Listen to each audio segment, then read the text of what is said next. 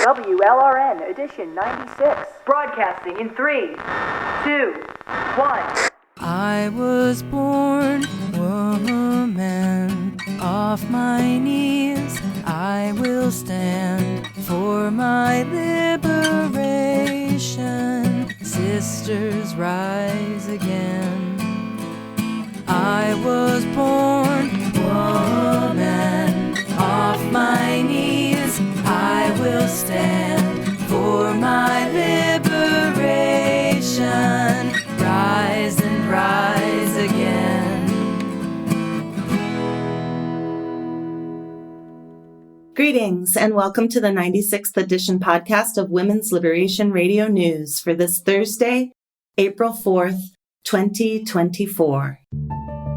I'm Thistle Pettersen, biological reality and bicycle enthusiast. This month's edition focuses on our world of increasing dangers due to environmental destruction and man-made climate change. Earth Day is coming up on April 22nd, and we wanted to reflect on what it means to be alive on the planet after living through the hottest year on record and going into another year sure to be full of its own catastrophes. We're doing things a bit differently this month and skipping the interview. Instead, we'll hear in-house commentaries on the topic from WLRN members Sekhmet SheOwl, Emily Faye, Jocelyn Crawley, Aurora, linnea, and yours truly. The team at WLRN produces a monthly radio broadcast to break the sound barrier women are blocked by under the status quo rule of men. This blocking of women's discourse we see in all sectors of society, be they conservative, liberal, mainstream, progressive, or radical. The thread that runs through all of American politics, except for separatist feminism, is male dominance and entitlement in all spheres. To start off today's edition, here's Mary ONeill with women's news from around the globe for this Thursday, April 4th, 2024.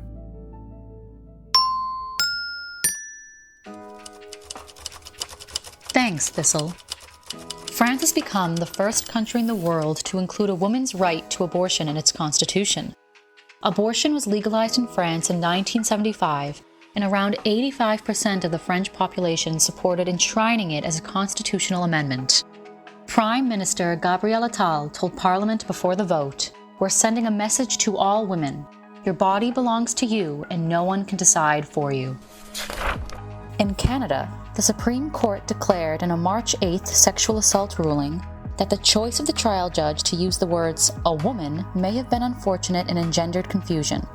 In 2020, Justice Michael Tamman had found Christopher James Crook guilty of rape, but in 2022, an appeals court overruled Crook's conviction, asserting that Tamman had engaged in speculative reasoning. While the Supreme Court decided that Tamman's judgment was ultimately sound, it apparently felt the need to chastise Tamman for recognizing biological reality. In India, 7 men attacked a Spanish couple and gang-raped the woman. Police detained 3 men and were searching for 4 others involved in the attack. Since they could not find a hotel, the couple had been camping when they were attacked. They posted a video on Instagram describing what they suffered, but the video has since been removed. Rape remains a massive problem in India, with over 31,000 cases reported in 2022 alone. The UK Vagina Museum sought permission from filmmaker Nina Paley to screen her film Cedar Masochism. She decided to deny permission, explaining, "How can I, as a woman, work with organizations that cancel women? I would be working against myself and my sisters." She went on to say, "Organizations can support women by acknowledging the definition of women, adult human females. Until they do so, any claims to support women are meaningless." Despite being a museum dedicated to female anatomy, the Vagina Museum has removed female-centric language from its website and exhibits. Experts with the Nutrition Center, which is a partnership that includes the UN and Save the Children, warn that nearly 230,000 new mothers and children in Sudan are at risk of starvation in the months ahead. Since intense fighting began in April 2023, more than 10 million have had to flee their homes. It is estimated that 729,000 children under 5 years old suffer from severe acute malnutrition. The country director for Save the Children in Sudan, Dr. Arif Noor, said the country's food insecurity is one of the worst in the world.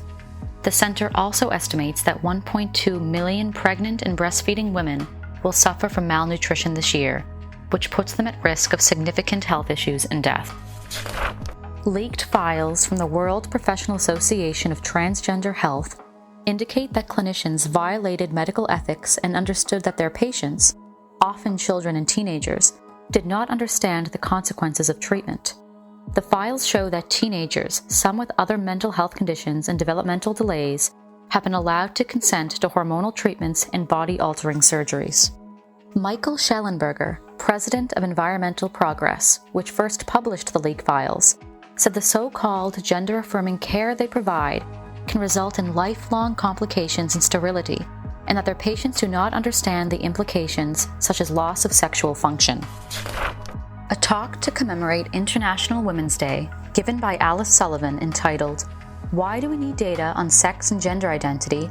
was cancelled by Canada's Department of Justice. Sullivan, the head of research at the University College London Social Research Institute, told the Daily Telegraph that her talk was cancelled without notice or explanation. In Canada, data is collected based on gender rather than sex, and since 2021, people are able to select an option other than their sex.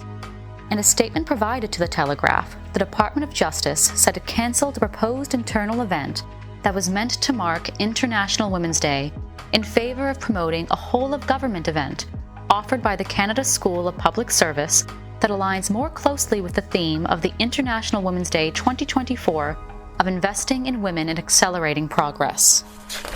Metra Maran, a gender and policy advisor with a think tank called the Atlantic Council, asked the UN to criminalize the Taliban's policies in Afghanistan as gender apartheid. She told the UN, "Women in Afghanistan have been on the streets for the past 2.5 years, accepting bullets, lashes, arbitrary arrest, imprisonment, torture, and even death."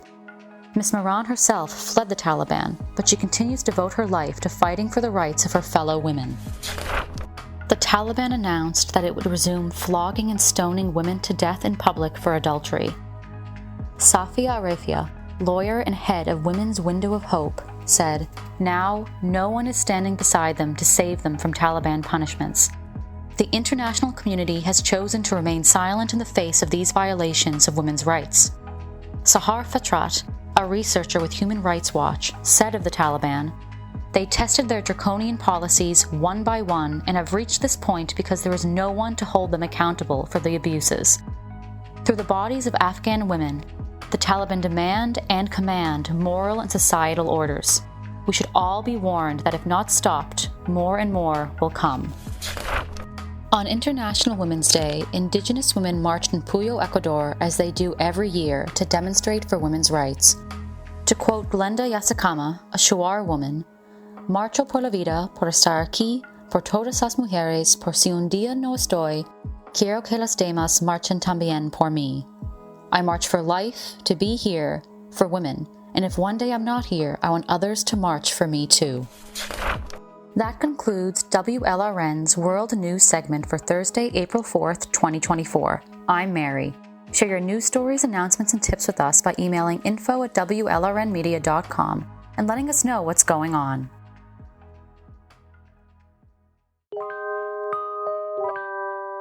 This is Joe Brew, and you are listening to WLRN.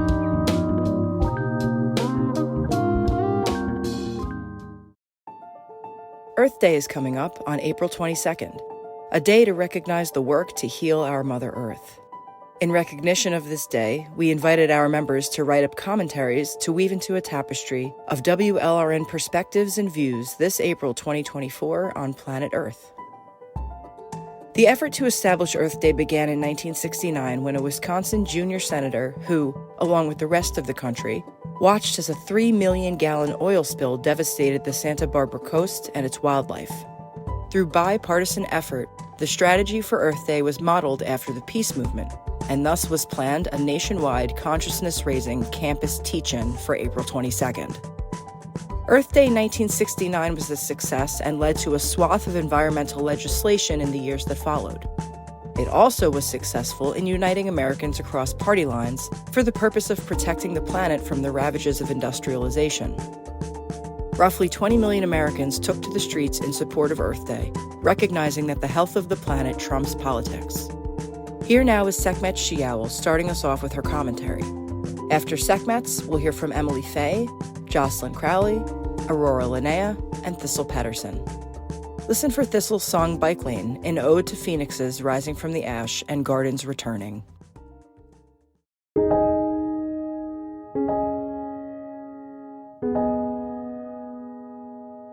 Women need the earth, but the earth doesn't need us. By this I mean, if human beings disappeared tomorrow, the natural world would not only survive, but thrive. At this point, the earth is more likely to recover from all the damage human beings have done if we did somehow disappear. But people, women, cannot survive without the earth intact. Our relationship with nature has never been equal or symbiotic. It's a relationship of one-sided dependence, with us being the dependent party. Remembering that fact should humble us. Without that humility, it's easy to take the earth for granted, to believe we can put it through anything and suffer no consequences, to forget how vulnerable we are without nature's support system. It isn't just greed and violence and a destructive nature that leads the most powerful men in the patriarchy to abuse and wreck the earth.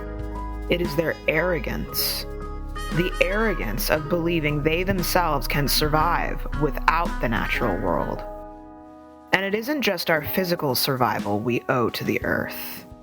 As women, we owe so much of our mental health, our emotional stability, our resilience in the face of male oppression and terrorism to nature. The time we spend outside, feeling the sun on our skin, breathing the air, walking through forests or hiking up mountains, looking at the sky, feeling the grass under our bare feet. It's healing, nurturing, comforting. It helps us regulate our dysregulated nervous systems. It helps us forget painful pasts and stop worrying about a future we can never fully control. The earth is this beautiful, awe-inspiring thing that no amount of human suffering, no amount of male violence and sexual predation can ever fully eclipse.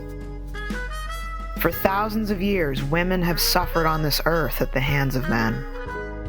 How many moments have there been throughout all that history where women and girls found, even if temporarily, some kind of peace simply by connecting with nature? How often have we been able to draw strength, resilience, power, and hope from the earth? It's no coincidence that the majority of environmental activists have always been women. And while the long-term outlook of our Earth isn't good, while we are limited in our ability to combat patriarchy's ecological destruction, I'm proud of us for fighting. I'm proud of us for caring as deeply as we do, for each act individual women and girls perform to show the Earth love, gratitude, and respect.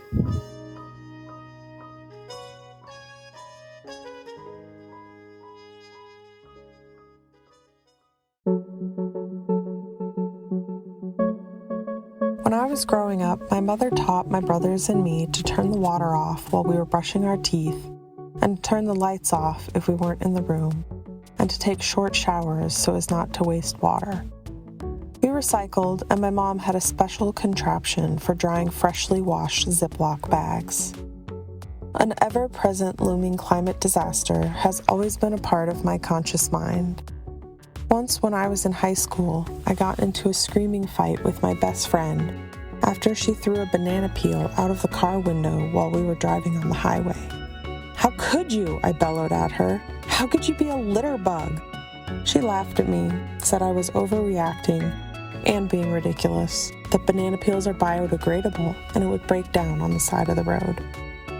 I remember the panic and guilt that washed over me as I kept driving, fighting the impulse to pull over on the highway and walk back to find the banana peel.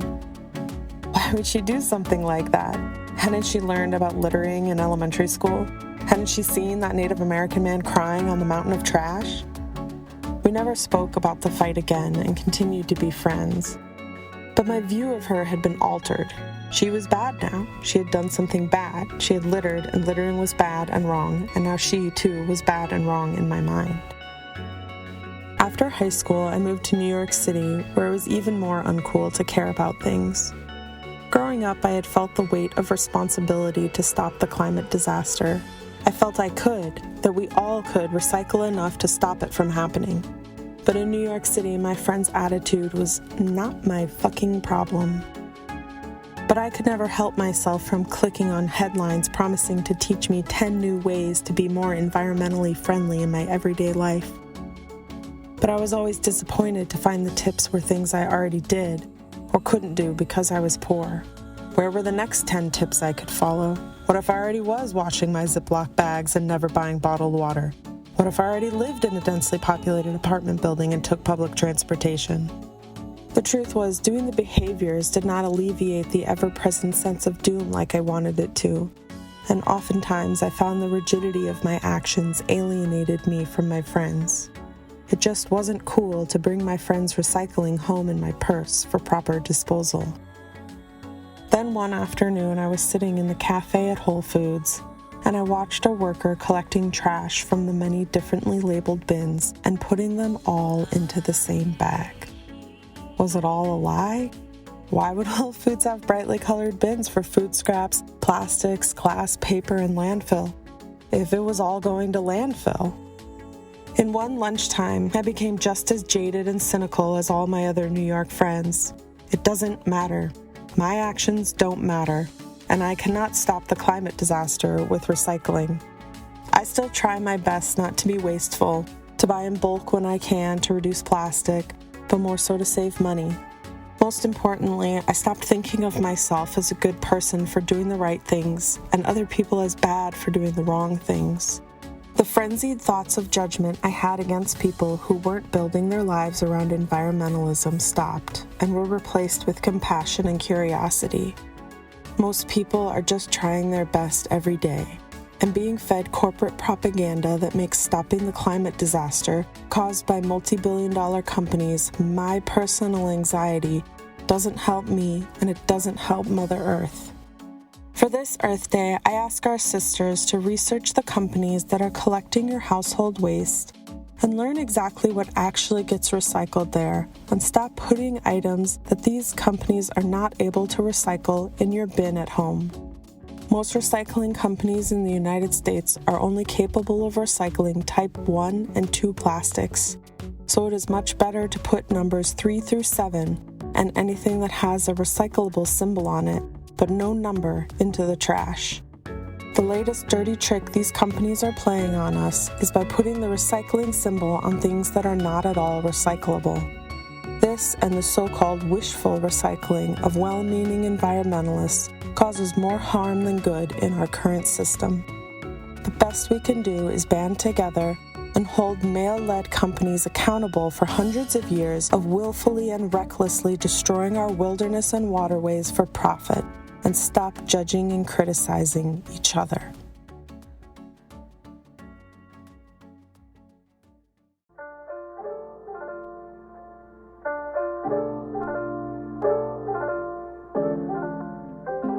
Hey, it's Jocelyn, the newest member of our WLRN collective. As 2024 continues to unfold, I find myself experiencing immense gratitude as a yogi and feminist who recognizes that everything, particularly the material reality of the female body and life itself, is immensely sacred. At the same time that I experience deep gratitude for being able to recognize the immense beauty and intricate complexity of the living world, I am also grateful that I'm able to take an honest look at aspects of existence that reflect inclinations toward death, disorientation, and the disquietude which results from recognizing destructive or recidivistic realities unfold in contexts which could be progressive and constructive. As radicals know, the contemporary world order is predicated upon the necrotic, nefarious regime of patriarchy, and the malevolent, malicious activity of this male-led regime impacts every aspect of life, including the environment. Recognizing the intersections of patriarchy and the destruction of the environment is disheartening, but individuals who are committed to practicing genuine empathy and awareness for the purpose of cultivating higher consciousness and meaningful, knowledge-based existence can benefit from recognizing the relationship between male domination and the death of the planet.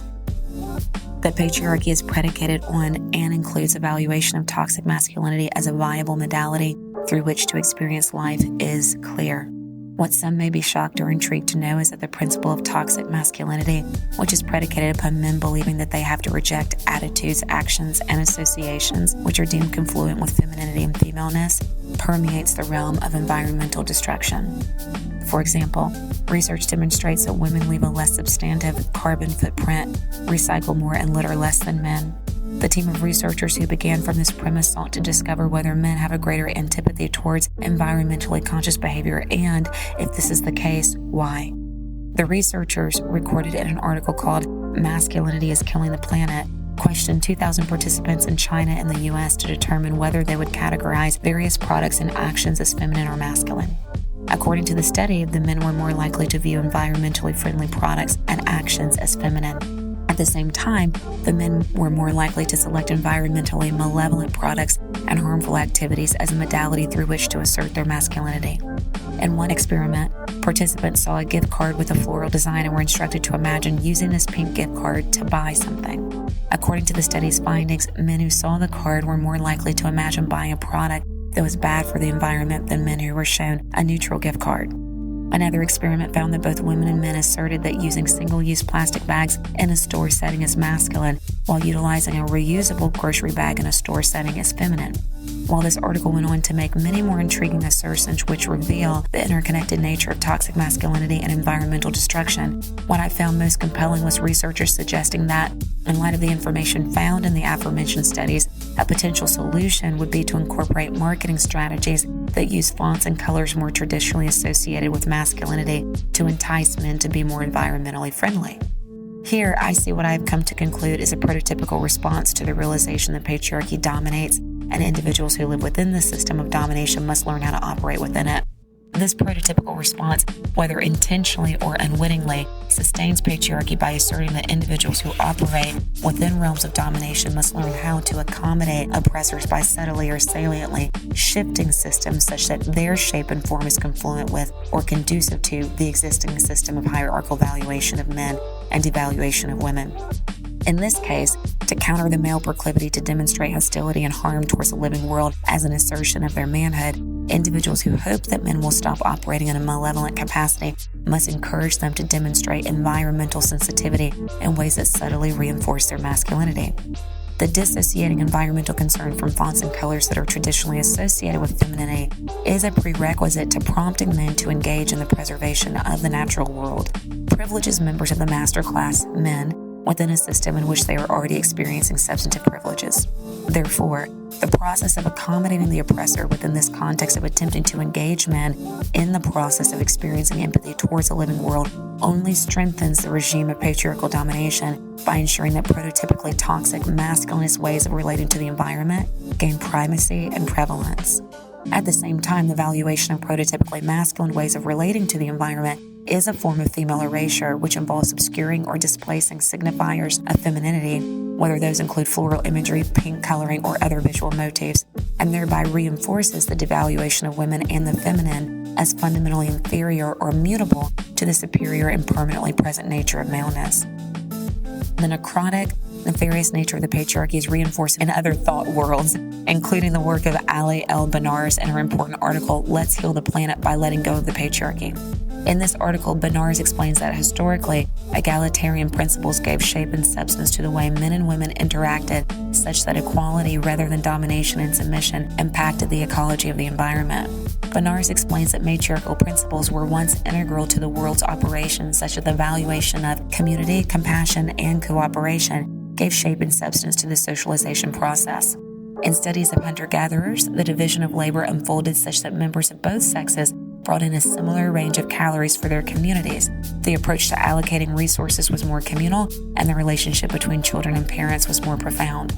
Although the time frame and underlying causes of the devolution from interactive and contributive cooperation to the patriarchal principles of domination is still unclear, that we currently exist within a male-led system of hierarchy in which men have more power, and this unequal distribution of agency actively harms women and the planet is plain.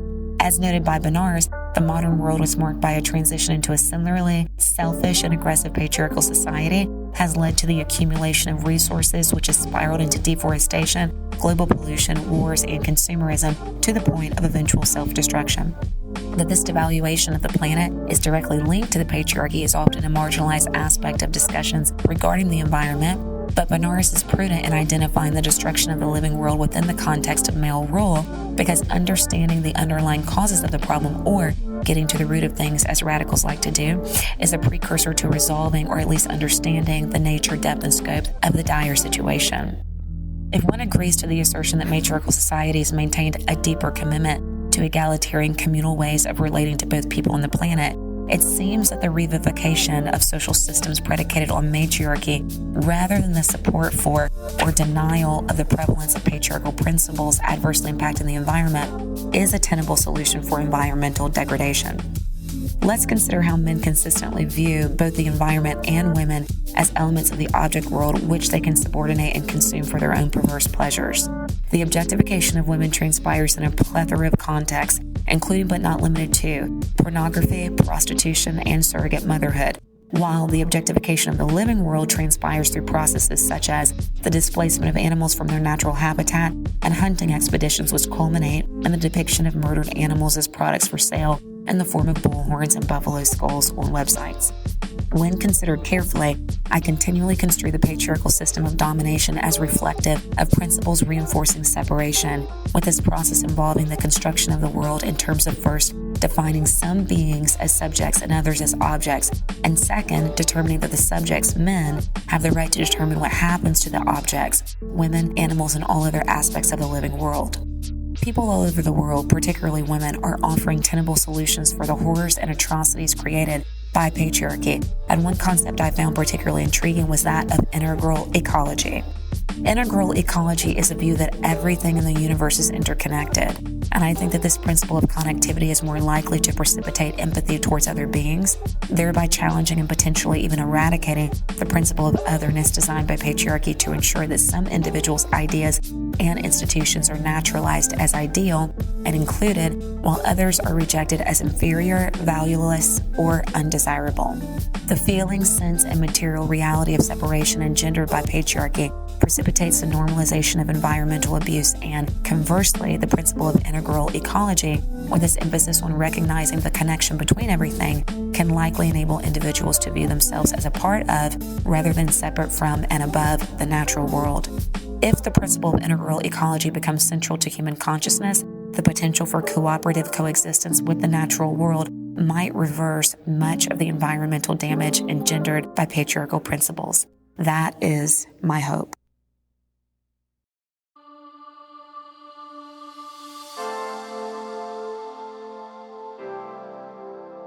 I was a young girl when the shame crept in, the sour, chronic twinge of my remorse for being a person.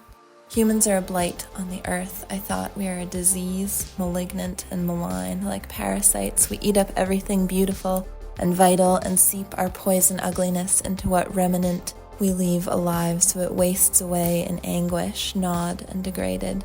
That's what humans do. That's how humans are, I told myself. And I am blameworthy because I'm a human too.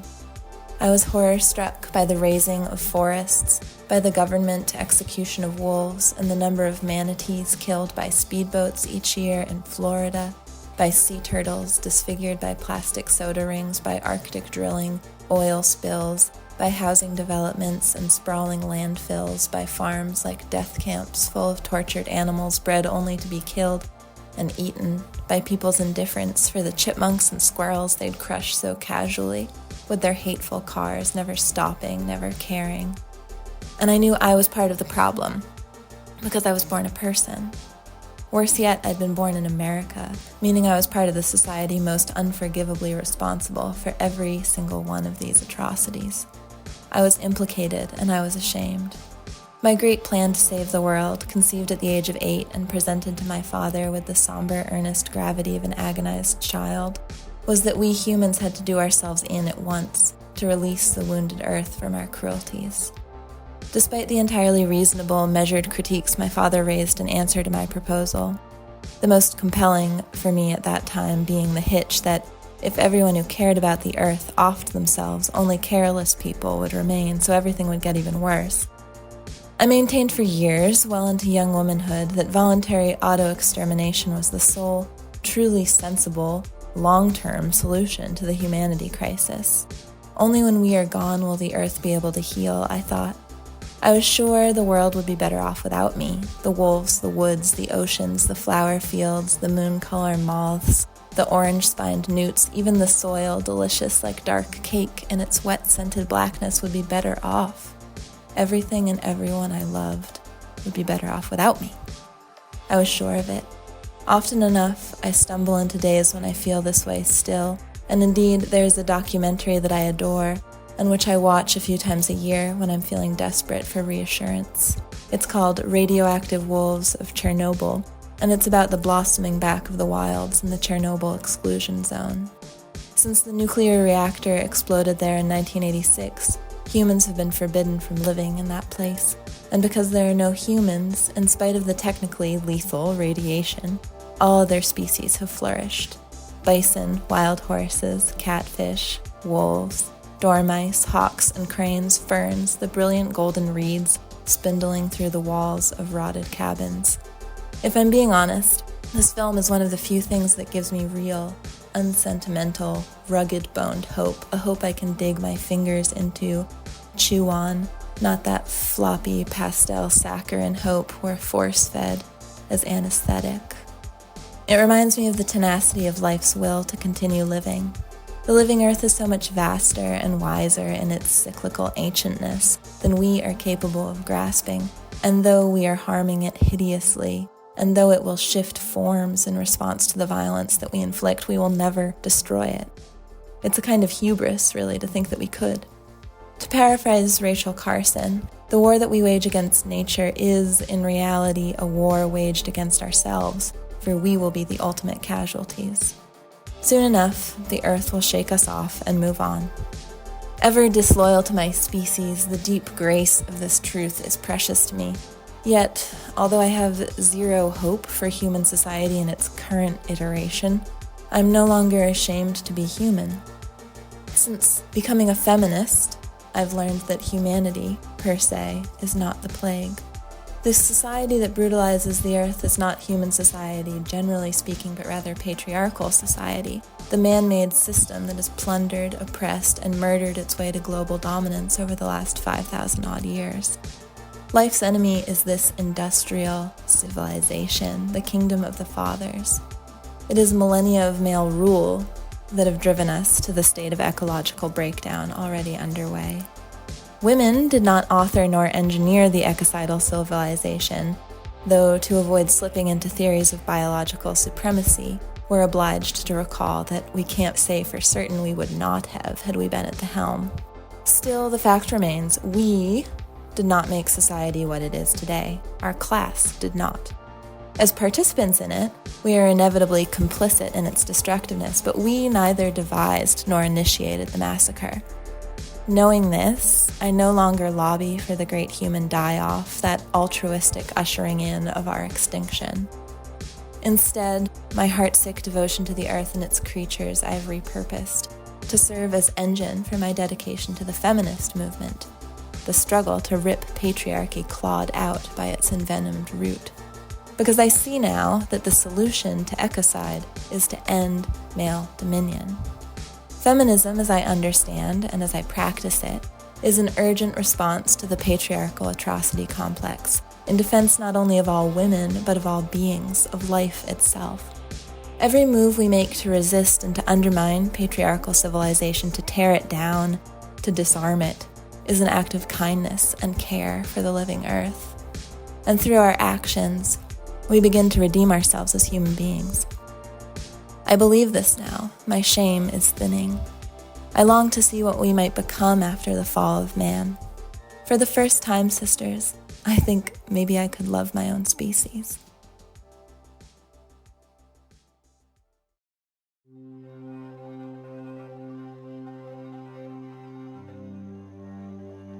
For this Earth Day 2024 edition, I began looking back on my lifespan and I realized I was born into the knowledge that man had the violent power to kill his own habitat and his own Mother Earth.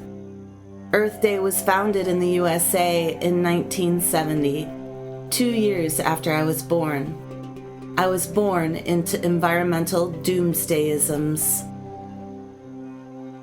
I graduated from high school in 1986 at a time when both nuclear destruction and environmental disasters were imminent. These threats continue into today's world, but even more so, looming large on the horizon with stranger and stranger cloud formations and fronts rolling in. Despair is the curtain hanging in my window. I pull it back and see the brown dead grass and a slanted winter sky, but no snow. Despair is the ground that goes up in flames because wildfire season comes earlier every year. My life, my corpse, my dreaded hopelessness come hither. I don't know what else to do but to accept and name what I see. Driving to work one morning this spring, I smell something strange, artificial smelling, burning my nostrils for a painful split second. My mind spirals into a fantasy of the air suddenly becoming unbreathable. All of us in our cars on this highway, spinning out of control and then burning up in flames, producing even more black smoke and poisonous, unbreathable air. But is this a fantasy?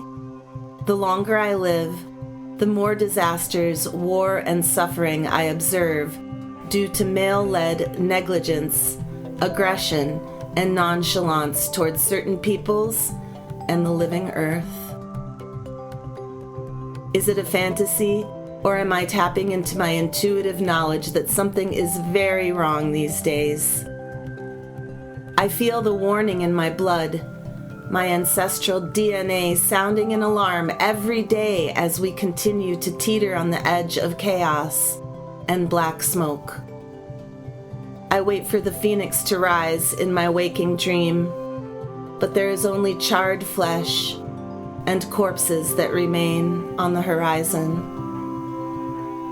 I continue my drive to work, leaving behind my blink of an eye fantasy, but holding the memory of it just beneath the surface of my consciousness. The myth of the phoenix carries me forward with the knowledge that our ash will cover the seeds we planted, that will regrow gardens and even forests after we're gone. Without death, there is no life. There is a great roundness, a circular cycle to life, and it is something we can all tap into as the earth rebirths herself through fire.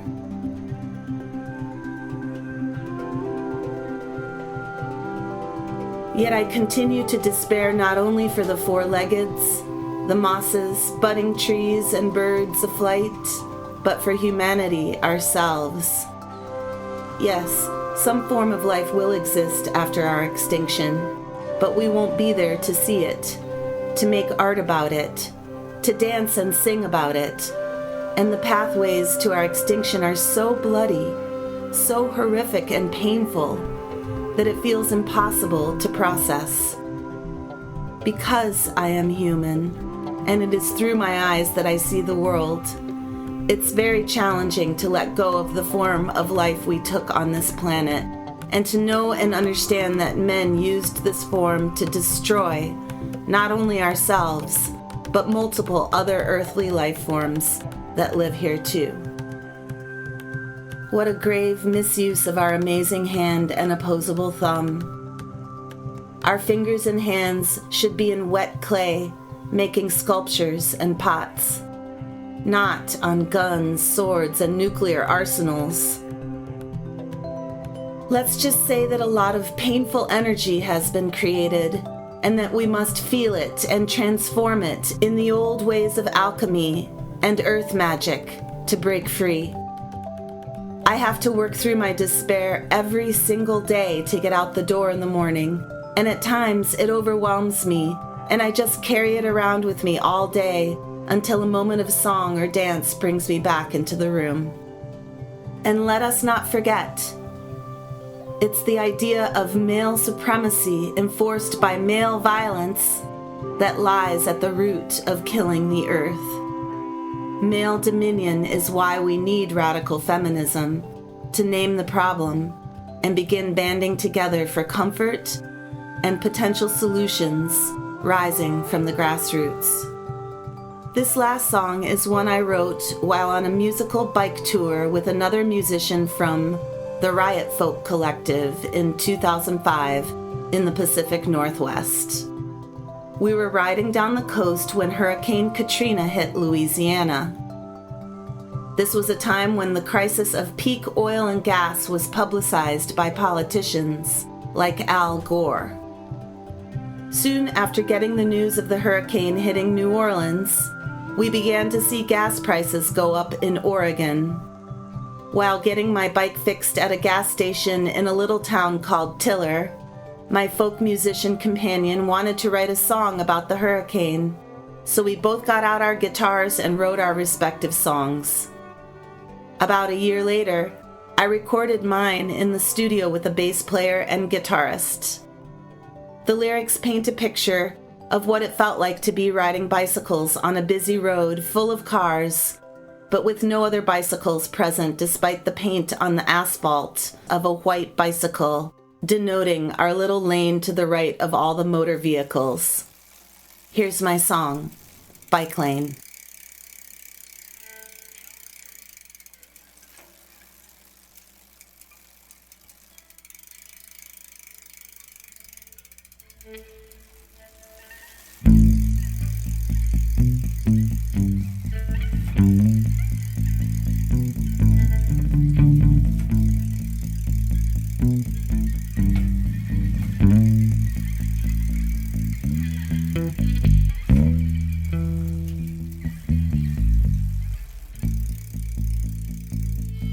I see a white bicycle painted on the side of this road.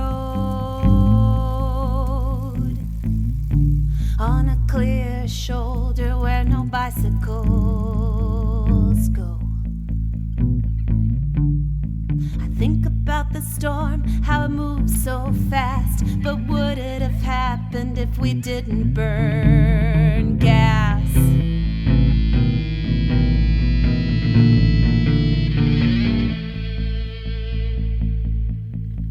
If we weren't destroying the climate and the air, would there be some hope to get beyond this despair?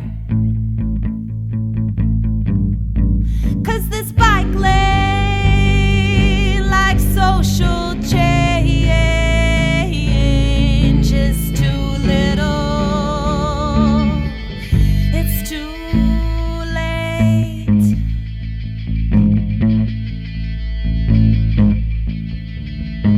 Bike breaks down in a town called Tiller. Locals talking gas prices, money's also a killer.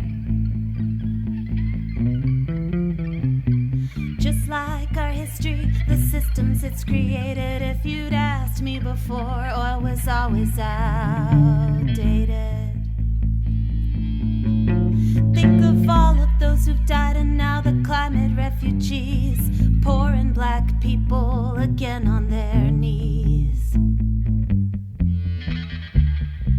In the state of Texas, Bush's homeland no less. Poor people always pay the white man's debt.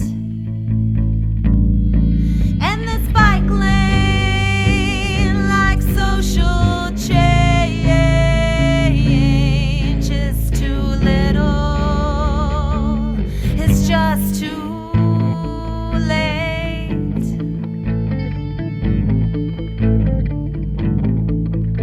'Cause the rich still have access to oil. Only a few leave their cars for the soil. Growing gardens in the road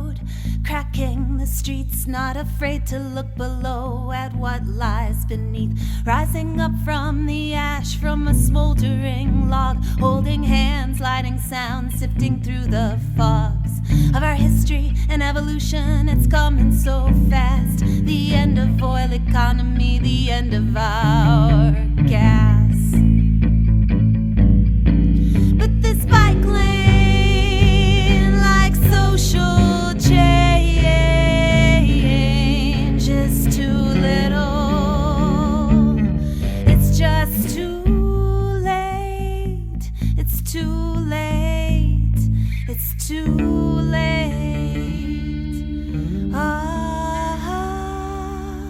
The bike is a machine, human powered and lean.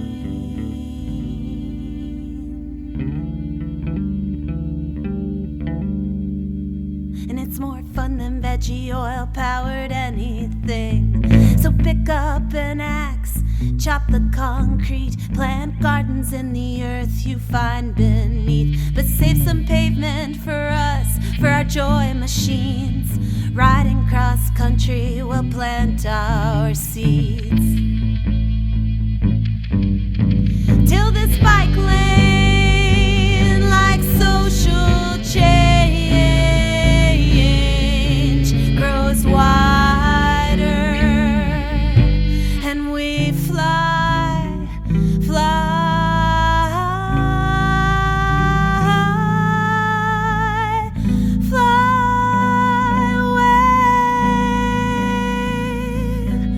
We'll fly.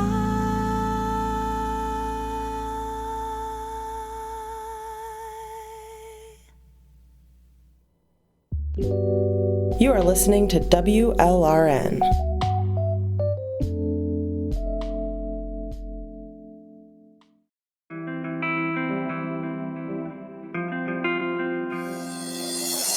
We the women remember, we the women are not afraid, we the women are relentless. We the women are a phoenix. We the women rise from the ash. We the women plant seeds and nourish gardens of nettle and dandelion. We the women sew and weave. We the women create tapestries of connection. We the women are the cloth. We, the women, are getting stronger. We, the women, stand in solidarity. We the women create. We the women support. We the women thrive. We the women cast roots in rich soil. We the women lean together, blades of grass to make the meadow. We the women catch sun and flower. We the women fight back. We the women love. We the women prevail. We the women. We'll gather July 19th through the 21st in the Pacific Northwest. Hi, this is Heather Scalzi, We the Women event organizer. Thank you to WLRN for promoting our event, sure to spark the fires of change in our women's movement for our sex-based rights. Come to the beautiful Pacific Northwest this summer over the weekend of July 19th through 21st. To get your ticket, visit wethewomen.world. That's wethewomen.world.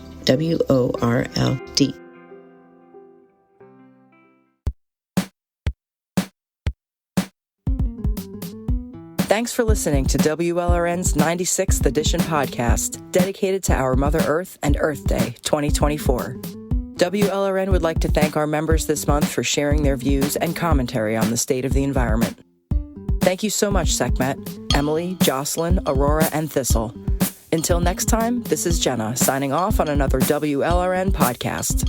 Hello, friends. This is Jocelyn signing in to state that the environment matters, living beings matter, women matter, and the earth matters. As feminists, recognizing the interconnected nature of all things, including the way that we treat the living world around us, resonates in my heart and soul for this amazing month. If you like what you are hearing and would like to donate to the cause of feminist community radio, please visit our WordPress site and click on the donate button. Check out our merch tab to get a nice gift in exchange for your donation. And if you are interested in joining our team, We are always looking for new volunteers to conduct interviews, write blog posts, post to our Facebook and other social media pages, and do other tasks to keep us moving forward as a collective of media activist women. Thanks for listening. This is Jocelyn signing off for now. And I am Thistle Pettersen. Thanks for tuning in. Next month, we'll focus our program on the Taylor Swift phenomenon. Our handcrafted podcasts always come out the first Thursday of the month, so look for it on Thursday, May 2nd. If you'd like to receive our newsletter that notifies you when each podcast, music show, and interviews are released, please sign up for our newsletter on the WLRN WordPress site. Stay strong in the struggle, and thanks for listening. This is Aurora signing off on another edition of WLRN's monthly handcrafted podcast. You can find us on Twitter, Facebook, Instagram, Spinster, Overit, and SoundCloud, in addition to our WordPress site. Thank you so very much for listening. And this is Sekhmet SheOwl. Our monthly podcasts are always crafted with tender loving care and in solidarity with women worldwide. Thanks for your support. We would love to hear from you, so please share, like, and comment widely. But how will we find our way out of this? What is the antidote for the patriarchal kiss?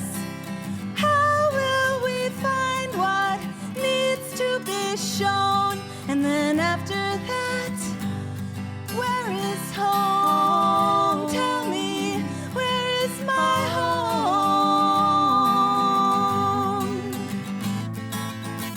'Cause gender hurts.